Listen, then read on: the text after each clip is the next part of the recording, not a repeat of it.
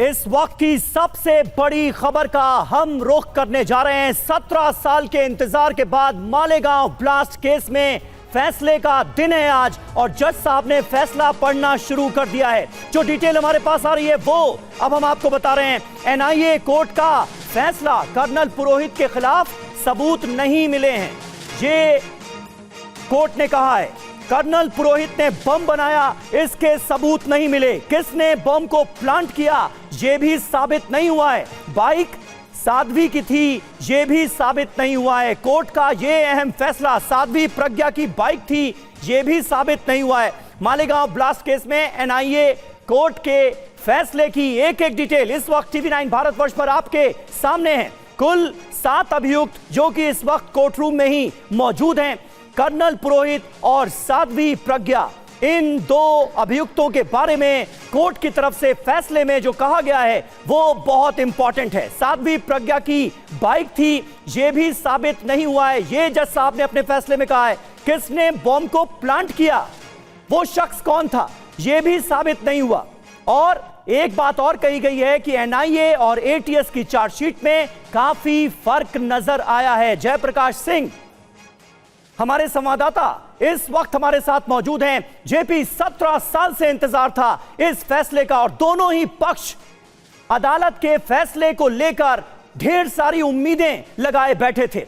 जो फैसला आया है वो तो साफ बता रहा है कि साध्वी प्रज्ञा की बाइक थी, यह भी साबित नहीं हुआ। कर्नल पुरोहित पर जो आरोप लगे थे वो भी साबित नहीं हुए। किसने बम को प्लांट किया यह भी नहीं पता चल पाया। तो कुल मिलाकर जो आपको लबोलुआब नजर आ रहा है इस फैसले का अब तक, वो क्या है?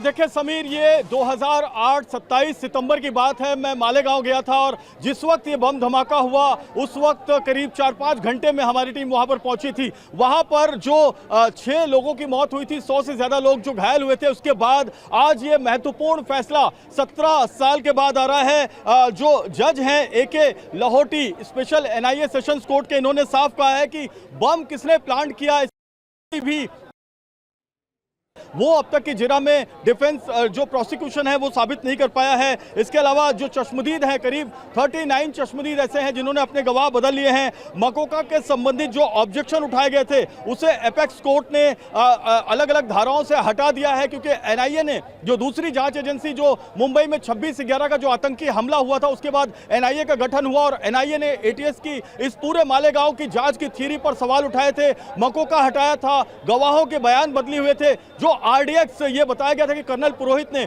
नासिक के देवलाली में अपने पास रखे थे 60 किलो आरडीएक्स, वो झेलम नदी में कश्मीर में उन्होंने फेंक दिए थे। लेकिन इसमें से कुछ आरडीएक्स उन्होंने भगवान नाम के एक आदमी को दिए थे। भगवान ने ये आरडीएक्स समझौता ब्लास्ट करवाने में, मालेगांव ब्लास्ट करवाने में, नांदेड़ ब्लास्ट करवाने में, परभणी ब्लास्ट करवाने में इस्तेमाल किए। लेकिन प्रोसिक्यूशन ये साबित नहीं कर पाया कि वो भगवान कौन है। संदीप डांगे कहां पर है जिसने ये बम साध्वी प्रज्ञा सिंह के बाइक में, एलएमएल बाइक में प्लांट किया था, वो संदीप डांगे फरार है। अजय राहिरकर के पास ये बताया गया कि अजय राहिरकर के पास बहुत बड़े एक्सप्लोजिव मिले, जो उनके पास पिस्टल मिली वो रिकवर किया गया। लेकिन अजय राहिरकर के पास ये एक्सप्लोजिव और पिस्टल कहां से आए, ये प्रोसिक्यूशन साबित करने में नाकाम हुआ। अभिनव भारत का नाम इसमें बार बार लिया जा रहा है। अभिनव भारत पुणे की एक बहुत बड़ी संस्था है, तो प्रसाद पुरोहित इसके ट्रस्टी थे ऐसा बताया गया।